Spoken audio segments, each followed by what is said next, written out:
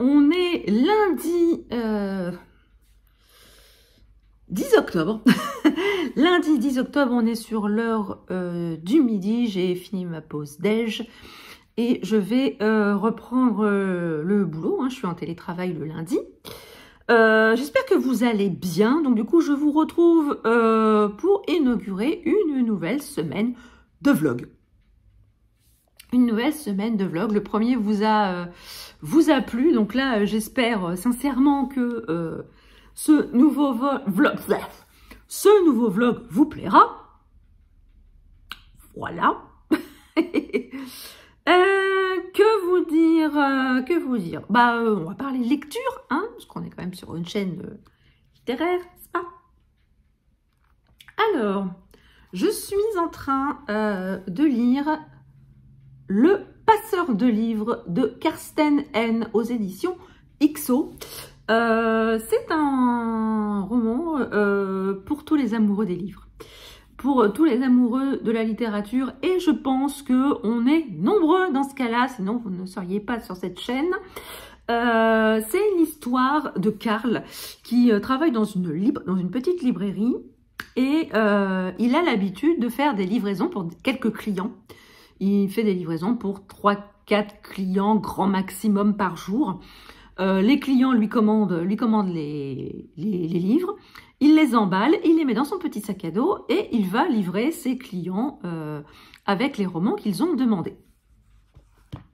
Et un jour, il est suivi par une petite fille qui s'appelle Sacha et qui demande à le suivre lors de sa tournée. Alors au départ, il n'est pas spécialement enjaillé par cet état de fait, mais malgré tout, la gamine, elle le suit quand même. Elle lui laisse pas trop son mot à dire et elle le suit pendant sa tournée. Et petit à petit, ils vont apprendre à se connaître tous les deux. Donc là, grosso plein d'eau, j'en suis à 41%, hein, donc pas tout à fait encore à la moitié. J'aime bien, c'est lent.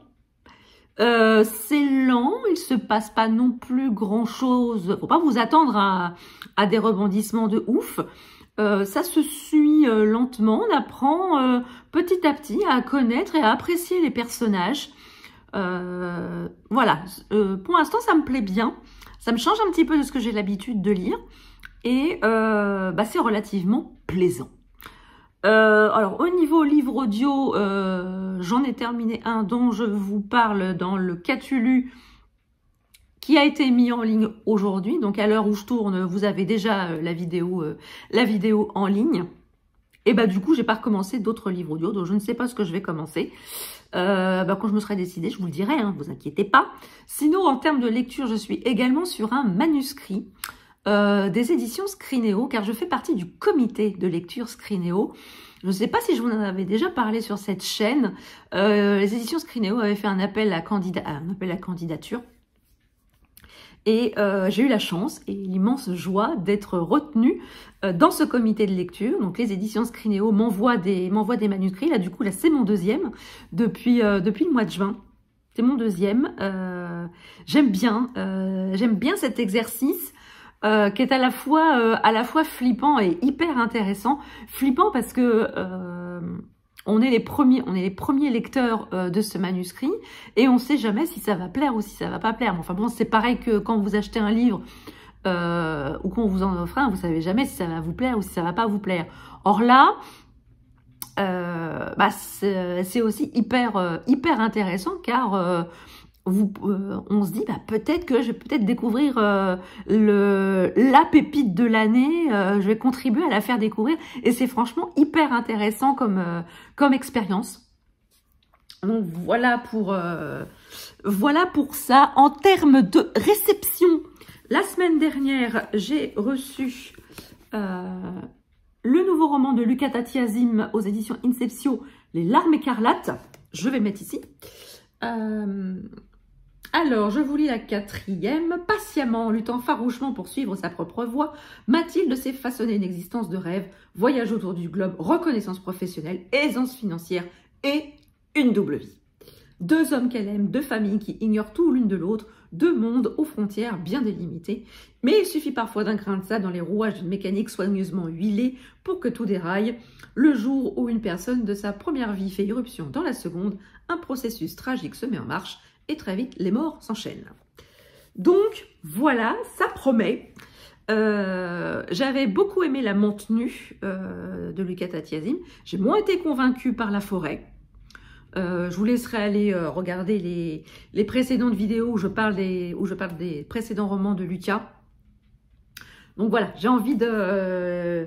voilà, moi je pense que je préfère largement Lucas Tatiasim en auteur de polar, policier, thriller, plutôt qu'en auteur de fantastique. J'avais moyennement accroché à La Forêt. Et j'ai reçu également de Mon Poche, des éditions Mon Poche, Fils à papa de Christophe Beaugrand. Alors on connaît le Christophe Beaugrand, l'animateur télé, le présentateur, l'animateur, le participant à l'émission des grosses têtes sur RTL. Mais ici, ça va être le Christophe Beaugrand intime, le Christophe Beaugrand papa, où il va nous raconter l'histoire, son histoire, ainsi que celle de son compagnon, l'histoire de leur paternité, ou comment ils ont réussi à adopter ce petit bonhomme qui est ici. Donc j'ai vraiment super hâte de découvrir cette histoire. Je pense que ça va être extrêmement émouvant parce que je pense que Christophe Beaugrand, malgré ses airs de trublion et de grande goule, c'est je m'assomme avec le bouquin, je me suis cogné les lunettes. Je pense que c'est un jeune homme très sensible et je pense que c'est un récit qui va être extrêmement émouvant. Voilà. Et sinon, je suis allée en rentrant du dîner à la boîte aux lettres et j'ai eu un petit paquet de chez Dessine-moi mes rêves de la copine Alice. Je me suis armée une paire de ciseaux. Hop. Comme ça, j'ouvre mon enveloppe devant vous, devant vos yeux ébahis. Je m'étais commandé une très jolie pochette. Donc voilà, je vous remets la petite carte d'Alice. Voilà, je me suis commandé cette jolie pochette. Voilà, Passion tête de mort. Avec la petite, voilà, la petite breloque juste ici. Alors, est-ce que, voilà. Hop. C'est ça fait focus sur ma tronche. Voilà, c'est un petit livre. Voilà, et une très jolie pochette. Ouh, il y a des trucs dedans. Alors, voilà, une très jolie carte, très automnale. Voilà, et la petite plaquette d'Alice qui récapépète tout ce qu'elle nous fait de très joli. Voilà, c'est extrêmement bien fait, c'est doublé. Il y a une petite pochette à l'intérieur où vous pouvez glisser un stylo, un bloc-notes, votre téléphone. Et voilà, là-dedans, vous pouvez mettre aisément un grand format, un moyen format et voire même un livre de poche. Voire même votre liseuse. Voilà, c'est une pochette donc multi-usage et je la trouve super jolie. Voilà, je vous la remonte. Passion tête de mort. Donc voilà, c'est tout pour aujourd'hui. Je vais vous laisser ici. Je vais donc reprendre le boulot et ce soir, ce sera Zumba. Histoire de bouger mon yonf. Ça va pas faire de mal. Et du coup, je vous retrouve demain pour de nouvelles aventures livresques. Alors, ce sera demain pour moi, ce sera tout à l'heure pour vous. Je vous dis à bientôt.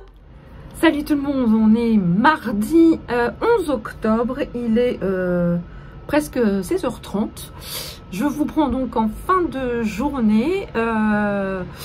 J'ai pas travaillé aujourd'hui. Hein, aujourd'hui, c'était une journée off. J'avais posé ma journée car j'avais une échographie à passer ce matin. Une échographie pour mon genou. Une échographie que mon médecin m'avait prescrit en même temps que les séances de kiné au mois d'août.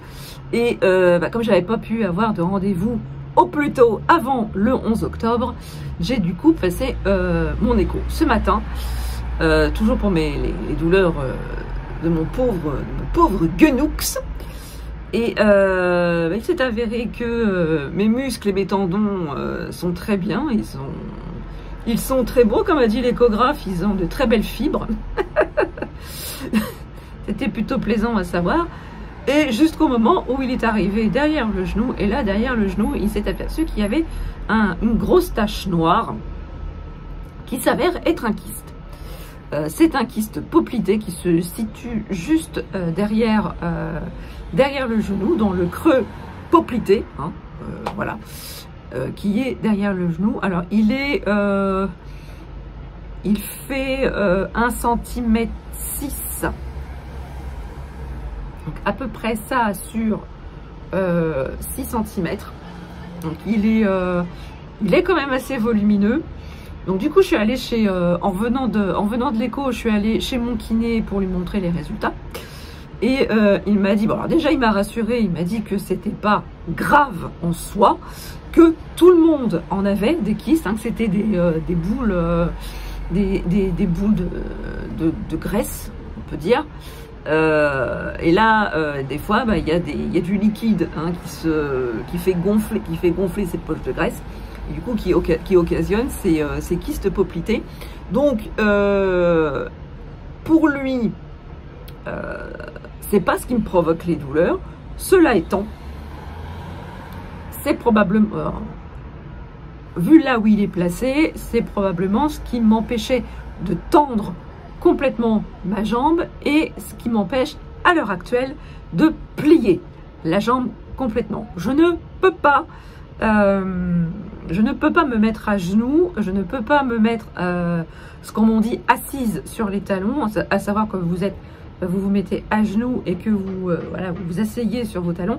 Ça, je ne peux pas le faire. J'ai l'amplitude de genou j'ai l'amplitude de flexion qui ne descend pas très bas.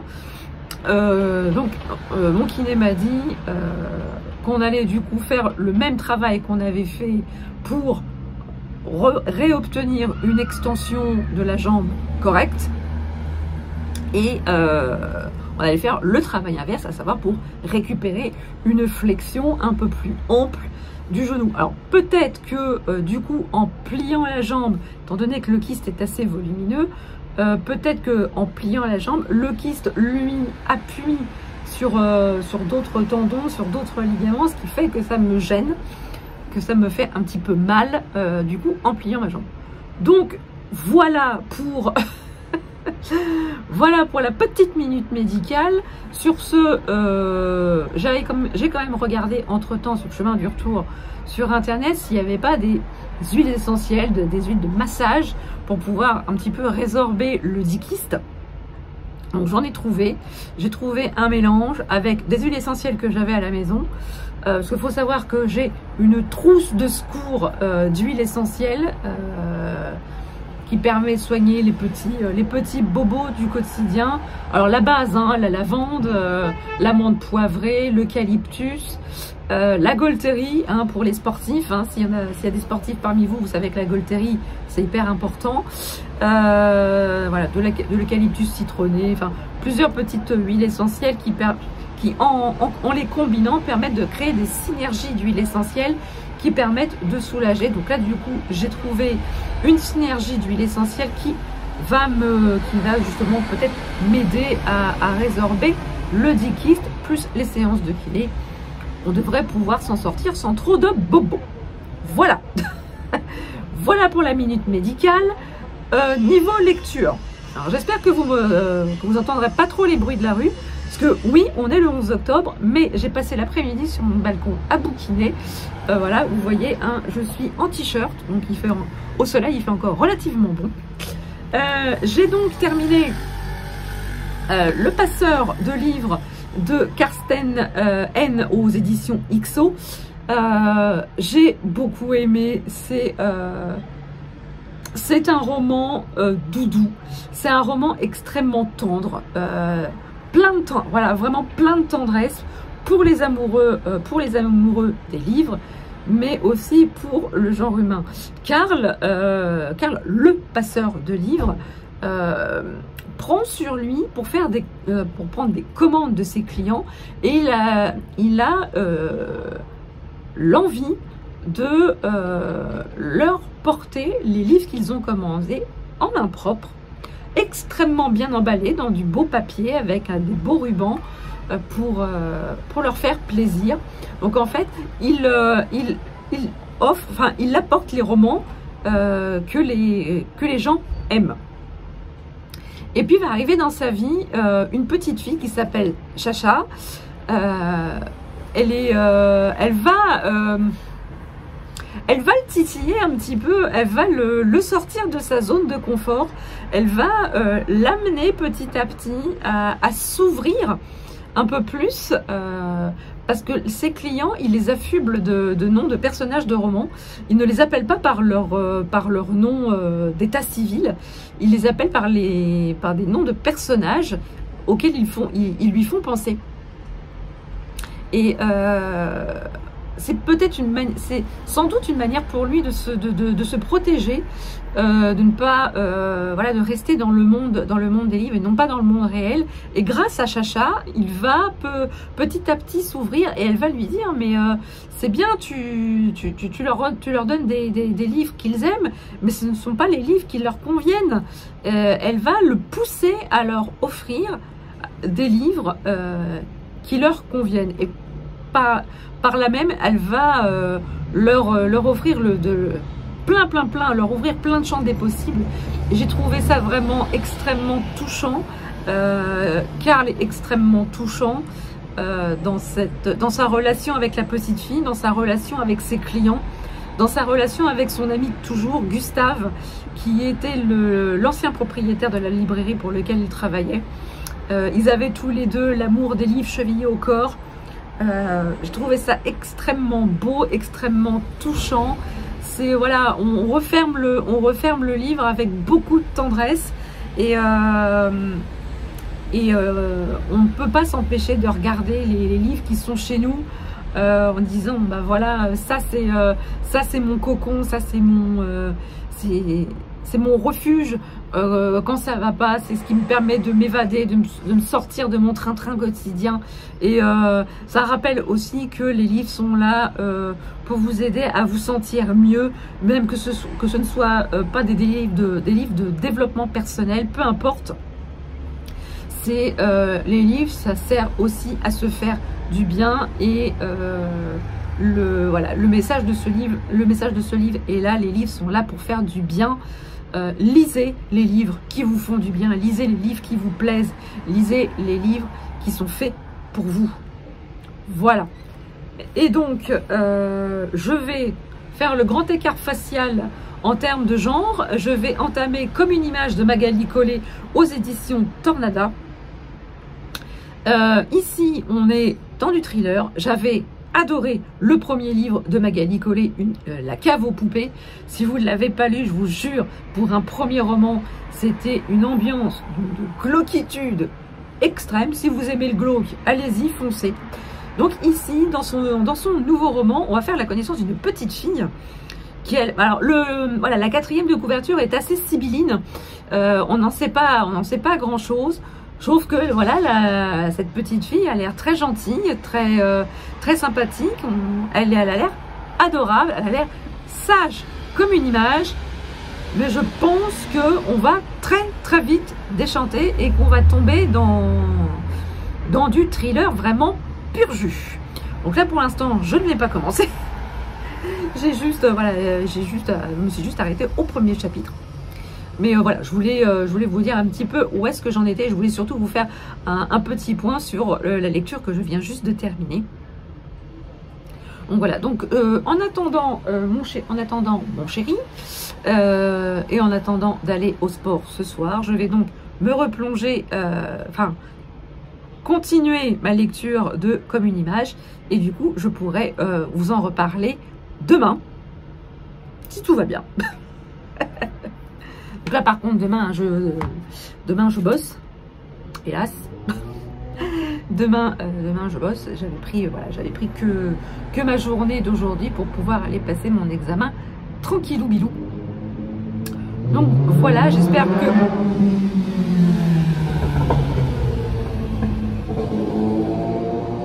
Voilà, on va laisser passer la moto.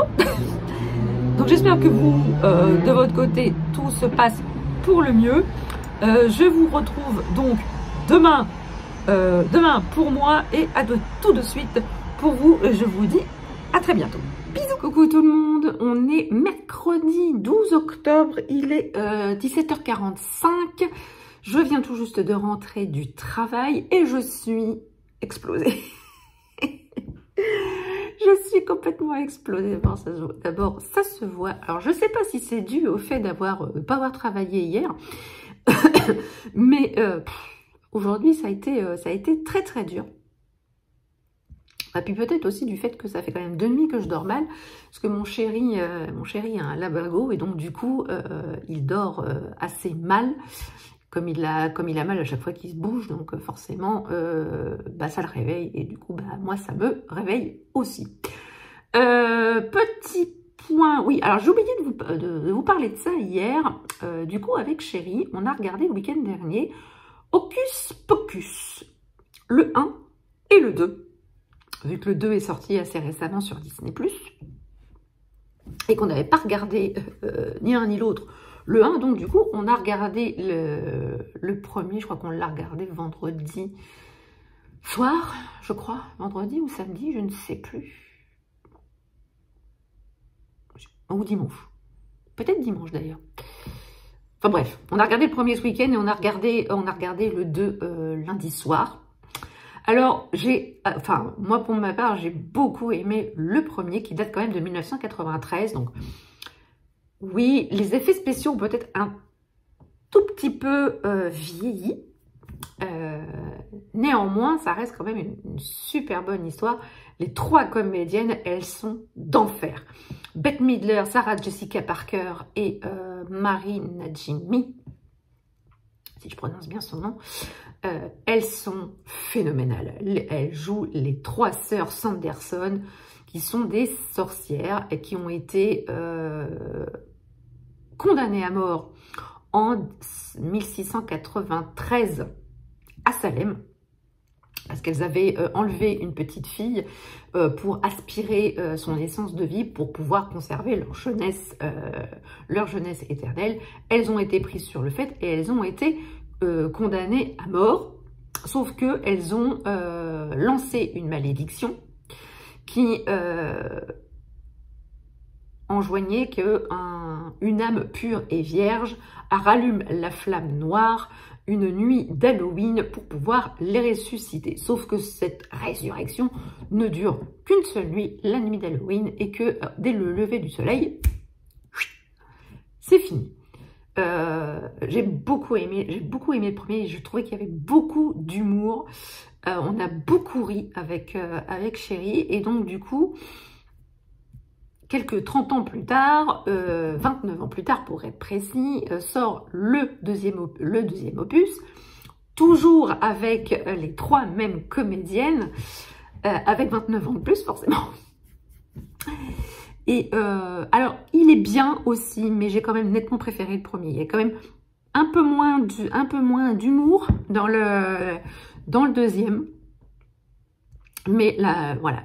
La force tient quand même sur les 3 personnages, les 3 frangines, avec quand même une mention spéciale pour Bette Midler, qui joue le rôle de Winifred Sanderson. Elle est juste phénoménale comme sorcière, comme comédienne. Elle est époustouflante. Moi, franchement, j'ai adoré son personnage. Elle est beaucoup plus touchante dans le deuxième. Donc voilà, moi j'ai quand même une préférence pour le premier, même si les deux sont très bien. Voilà, mais bon, voilà, pour moi, le premier reste pour moi le meilleur. Voilà, mais ça reste que mon humble avis. Voilà. Et bah, ça rentre dans le Totally Série Club, parce que c'est quand même une saga de 2. Voilà, une saga de 2 films, jusqu'à maintenant. Donc, voilà. Sinon, je vous laissais hier en vous disant que j'avais commencé Comme une image de Magali Collet, paru aux éditions Tornada. Il est paru jeudi dernier, le 6 octobre. Donc, vous n'avez aucune excuse pour passer à côté de ce roman. Je vous dis ça parce que je l'ai terminé ce midi. Parce que je l'ai dévoré. Je l'ai dévoré tout simplement parce que... alors, Magali Collet a abordé un sujet que l'on voit assez peu dans les thrillers psychologiques. Mais ça vaut quand même son pesant de cacahuètes. J'ai été tenue en haleine du début à la fin. C'est absolument génial. Alors, je peux pas trop vous en dire parce que je veux pas non plus vous dévoiler le cœur de l'intrigue. Tout ce que je peux vous dire, c'est que ici, on fait la connaissance de Lali qui a 9 ans. Elle fait la fierté de ses parents. Elle a un comportement exemplaire. Tout le monde l'aime. Ses parents l'aiment. Elle est très bonne élève dans son école. Elle est la préférée de la maîtresse. Elle est suivie par ses copines. Bref, tout le monde tourne autour de Lali. Sauf que il y a un petit grain de sable qui va s'insinuer dans les rouages bien huilés du petit monde de Lali. Et là, tout va partir en couille. Tout va partir en sucette. Tout, absolument tout. Et là, on a... alors, pour ceux qui aiment les thrillers psychologiques qui virent sur un cas de psychiatrie pathologique, c'est un peu redondant ce que je dis, mais on a là un cas de psychopathie, voilà, un cas de psychopathie avéré. Et là, je peux vous dire que ça envoie du lourd, ça envoie du pâté, c'est hyper haletant, c'est hyper addictif. On alterne avec les chapitres où on est dans la tête de Lali, et dans les autres chapitres, voilà, on est plus dans le quotidien des parents de Lali, de son papa et de sa maman, et de son entourage, parce qu'on a aussi ses maîtresses, et c'est haletant de bout en bout. Dans son premier roman, Magali Collet, dans La cave aux poupées, elle avait créé un huis clos d'une glauquitude voilà, absolue. Pour un premier roman, c'était extrêmement bien mené. Dans son deuxième, dans Les yeux d'iris, on était dans un suspense, dans un thriller psychologique aussi assez poussé, mais je l'avais trouvé un tout petit peu en dessous de La cave aux poupées. Mais alors, avec celui-là, elle revient dans le thriller psychologique, mais comme une tornade. C'est pas pour rien qu'elle est publiée chez Tornada, sans mauvais jeu de mots. Excusez-moi, j'ai un humour de merde quand je suis fatiguée. Mais là, on est vraiment... Alors là, je me suis pris une claque monumentale. Et la fin, elle colle tellement bien avec ce roman. C'est voilà, c'est la petite cerise sur le gâteau. C'est le cherry on the cake, comme disent nos amis américains. Je ne sais pas s'ils disent comme ça pour dire la cerise sur le gâteau, mais j'ai fait une transcription littérale. C'est absolument phénoménal ce qu'elle nous a fait. Moi, j'ai beaucoup aimé. Pourtant, j'étais horrifiée. Je ne pouvais pas lâcher ma lecture. Et pourtant, j'étais absolument horrifiée. horrifiée parce que je lisais, c'était absolument horrible. Je me dis, on voyait les événements arriver. On s'est dit non, c'est pas possible, elle va pas aller jusque-là. Et si, et si elle y va, voire même plus encore. C'est en un roman très court, on a un suspense haletant. On a une tension psychologique de bout en bout. Dès les premières pages, tu te dis, le tableau est trop idyllique, ça pue du cul, il va se passer des choses pas belles. Et effectivement, on a des choses pas belles. Donc ici, là, la moralité, si je peux résumer le roman en une seule phrase, c'est méfiez-vous des apparences. Tout n'est peut-être pas toujours aussi beau qu'on voudrait nous le faire croire, mais fiez-vous au talent de Magali Collet. Laissez-vous prendre par la main par cette jeune autrice de romans, de thrillers à suspense et psychologique. Je vous encourage vivement à découvrir La Cave aux poupées, Les yeux d'Iris et celui-ci, bien évidemment. Et c'est une autrice française à suivre indubitablement. Voilà, si avec ça je ne vous ai pas convaincu de le lire, bah, je ne sais pas ce qu'il faut que je fasse. Voilà. Je vous promets, je n'ai pas d'action. Je n'ai pas d'action chez Tornada. Mais je suis rarement, voilà, comme je vous l'ai dit déjà plusieurs fois dans des vidéos, je suis très rarement déçue par les romans de cette maison d'édition. C'est extrêmement rare que je ne sois pas séduite par les scénarios, enfin par les romans proposés par cette maison d'édition. Et je tiens par là même à remercier Joël, qui est le fondateur de cette maison d'édition, de sa confiance depuis quasiment le début de l'aventure de Tornada, pour ses partenariats, pour la confiance renouvelée systématiquement avec lui quand il me propose des romans de sa parution mensuelle. Franchement, un grand merci à lui, et voilà, je n'ai qu'une seule chose à dire, c'est qu'il continue à nous proposer de telles pépites. Voilà. Sinon, vous vous doutez bien que après ce genre de lecture, j'étais un peu assommée parce que je venais de lire quand même. Je me suis dit, bon, vers quoi tu vas te tourner maintenant? Et donc, je me suis tournée vers le nouveau roman de Jacques Saucé, L'Aigle Noir, paru chez Fleuve Noir. Je vais pas vous montrer la couverture parce que je l'ai en service presse numérique que j'ai obtenu sur la plateforme NetGalley. Fleuve Noir a eu l'extrême gentillesse de m'accorder ce service presse. J'aime beaucoup ce que propose Jacques Saucé. Il a toujours de très très bons thrillers.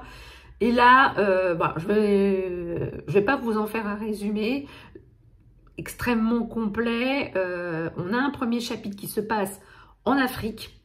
Et ensuite, on est en France, où on fait la connaissance d'un industriel français qui dirige une société d'élimination, de ramassage des déchets. Et voilà, il avait des soucis dans son entreprise. Il a fait appel à un homme pour essayer de régler le problème en interne. Et voilà, pour l'instant, j'en suis à 4% du roman, donc autant vous dire qu'on est qu'aux prémices.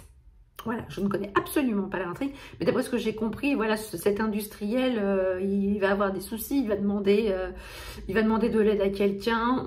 Il y a aussi il y a des choses qui se passent sur l'île de la Réunion, je crois. Il y a un crash d'avion ou un crash d'hélicoptère qui se passe là-bas.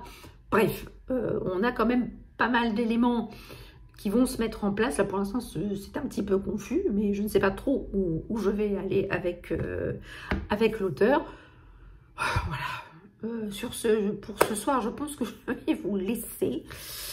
Je vous dis donc, je vous reprendrai donc demain après ma journée de travail. Et normalement, demain, si je n'oublie pas, je vais chez le coiffeur. Parce que là, ça fait un moment que j'y suis pas allée et j'ai envie, j'ai envie de passer par les mains expertes de mon coiffeur pour rafraîchir un petit peu tout ça. Voilà. Sur ce, je vous laisse. Je vous dis bonne soirée et je vous dis à demain pour moi et à tout de suite pour vous. Je vous souhaite une très très bonne soirée et je vous dis à très vite. Bisous. Salut tout le monde. On est vendredi 14 octobre, il est 13h30. Je viens de finir de déjeuner, je vais pas tarder à reprendre ma journée de télétravail. Je ne vous ai pas pris hier. Tout simplement parce que je suis rentrée, il était 19h à la maison et j'avoue que j'avais pas la foi de, de prendre la caméra pour pouvoir vous parler de ma journée. J'étais crevée, d'abord toute la semaine j'étais crevée. Donc voilà, je suis rentrée à 19h, je suis allée me faire une petite réduction capillaire, n'est-ce pas? On se sent beaucoup plus léger. J'ai coupé un peu, j'ai désépaissi et ma foi, ça fait du bien. Ça fait du bien.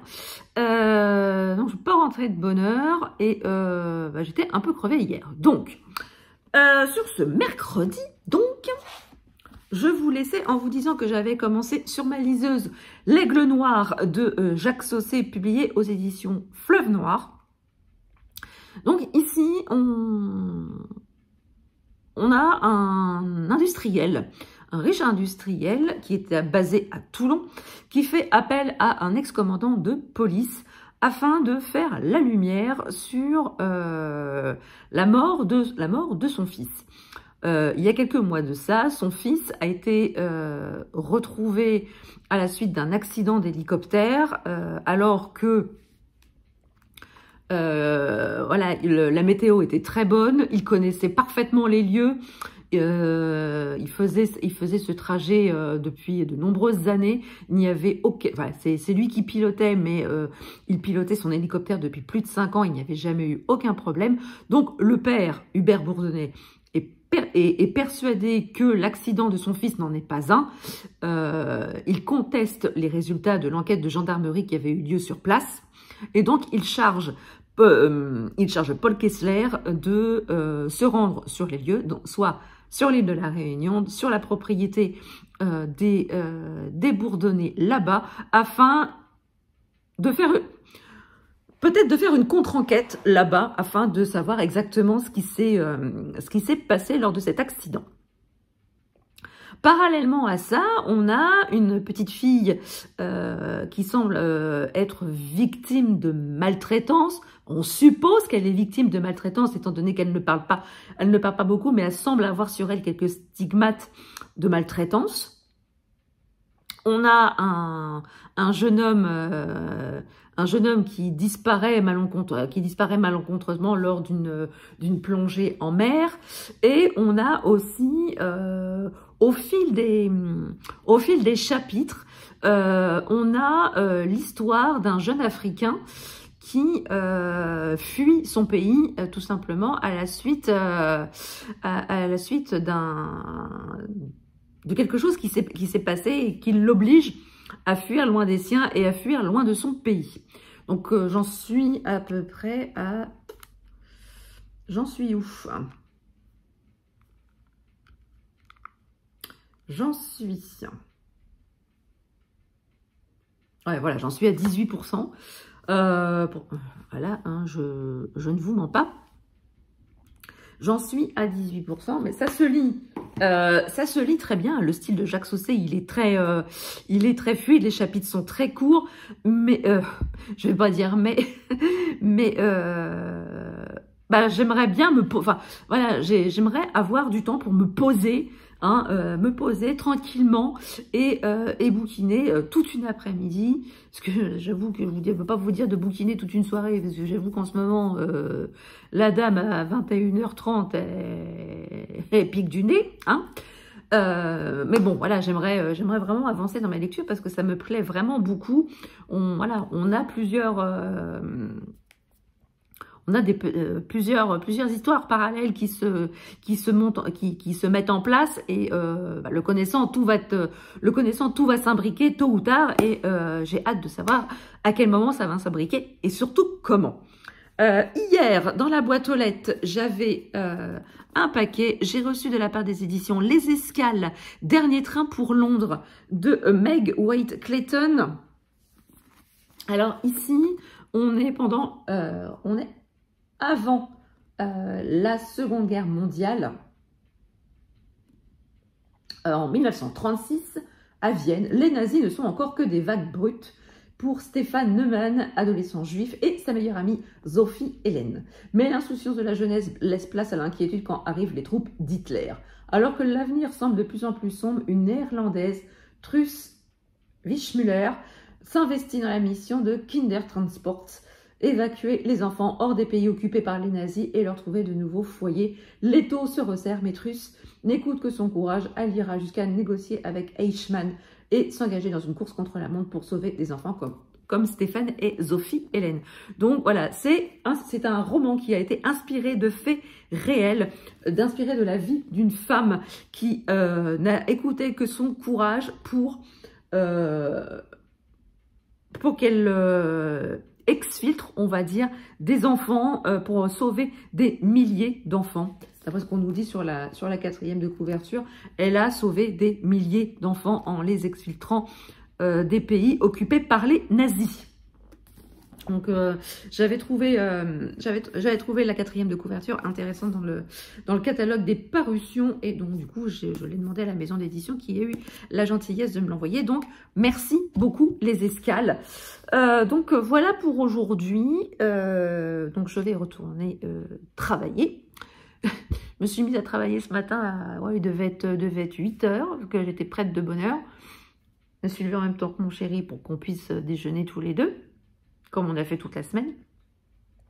D'ailleurs, son dos va beaucoup mieux. Donc du coup, j'étais prête plus tôt. Donc du coup, je me suis mise à travailler plus tôt. La matinée m'a paru mais archi longue. Mon Dieu, mon Dieu, mon Dieu. Bah bon, le téléphone a sonné, j'ai eu de quoi m'occuper, voilà. J'étais pas à la rue. Donc normalement, ce soir, on va au sport. Hein, on a pas... Moi, j'ai pas branlé grand-chose cette semaine, à part la Zumba lundi. J'avoue que j'ai fait quelques jours sans rien. Parce que je ne sais pas, alors c'est depuis que j'ai passé mon écho, en fait, mardi, que maintenant j'ai mis un nom sur ce qui probablement me gêne depuis un certain temps à mon genou. J'ai mal à l'endroit où est censé être le kyste. Alors, je pense que très sincèrement, c'est très probablement psychologique, parce que maintenant que je sais qu'il y a quelque chose à cet endroit-là, je sais pas, mon cerveau, mon corps m'envoie des signaux ou des faux signaux, j'en sais rien, mais je me mets à avoir des douleurs qui apparaissent et qui disparaissent. Ça va, ça vient comme la queue du chien, comme on dit. Et en fait, j'ai qu'une peur, c'est que ce fameux kyste se rompe. Parce que mon père en a eu 2. La même chose que moi, un kyste poplité un kyste poplité, voire même 2, hein, parce qu'il y en a eu 2, et les deux ont pété. Donc ça a été un peu compliqué parce que ça fait super mal. Ça fait comme un gros claquage musculaire, et il a été incapable de marcher pendant une bonne semaine, voire 10 jours. Et moi, j'ai pas spécialement envie que ça m'arrive, voyez-vous. Donc j'ai qu'une trouille, c'est qu'il pète. Et bon, bien que mon kiné m'a dit qu'on pouvait très bien vivre avec un kyste sans que pour autant il pétasse. Pas pétasse, sans qu'il se rompe en fait. Et d'ailleurs ma mère en a un aussi, ça fait plus de 20 ans qu'elle en a un et il n'a jamais bougé. Donc bon. Alors oui, j'ai un patrimoine génétique, hein, en matière de kyste, hein, c'est pas cool. Bref, donc je pense que ce soir, on va aller au sport, hein, et puis on verra. D'abord, ça va nous faire du bien un petit peu de bouger notre couenne. Et c'est aussi et surtout pour se donner bonne conscience, parce qu'après, on va au resto. Voilà. Parce que ça fait longtemps qu'on n'a pas été au resto, puis on a un petit peu envie d'aller au resto, en espérant qu'il ne pleuve pas trop. Parce qu'on va essayer d'y aller à pied, autant que faire se peut. On va économiser l'essence, n'est-ce pas? Qui est une denrée aussi rare que la moutarde. Bref. Sur ce, je vous laisse. Je vous dis probablement à demain pour vous faire un petit point sur ma lecture. Et je vous dis à demain et à tout à l'heure pour vous. Bisous. Coucou tout le monde, on est samedi 15. samedi 15 octobre. Je vous reprends, il est 17h50. Voilà, je reprends pour filmer le dernier petit plan du vlog. Je vais arrêter le vlog ici. Donc hier, je vous disais que j'étais toujours dans l'Aigle Noir de Jacques Saucé. J'en suis arrivée à peu près à une centaine de pages. Là, on sent que tous les ingrédients sont mis en place et que ça va commencer à devenir intéressant. L'enquête commence vraiment à proprement parler. Donc ça va devenir intéressant. Donc là, je vais passer ma soirée tranquillement à bouquiner posément dans le canapé. On va se reposer un petit peu. Hier soir, avec Chéri, on a été au sport. Voilà, on a été au sport. On a été au resto, hein, on a bien mangé, c'était bien bon. Ça faisait un petit moment qu'on n'avait pas été au restaurant, ça fait du bien de temps en temps. Ce matin, voilà, on a été au sport aussi, encore, me direz-vous. Et puis après, on a été faire nos courses sur le marché. On est revenu, on a mangé et on est ressorti pour aller acheter une ampoule pour la cuisine. Parce que celle qu'on avait nous a lâché au bout de 12 ans, hein, quand même. Hein. Elle a quand même tenu 12 ans, cette brave ampoule. Mais là, elle nous a lâché en début de semaine. Donc là, maintenant, c'est bon, on en a racheté une. Et ben, n'empêche, hein, c'est quand même vachement mieux d'avoir une ampoule dans la cuisine. Je vous le dis, moi.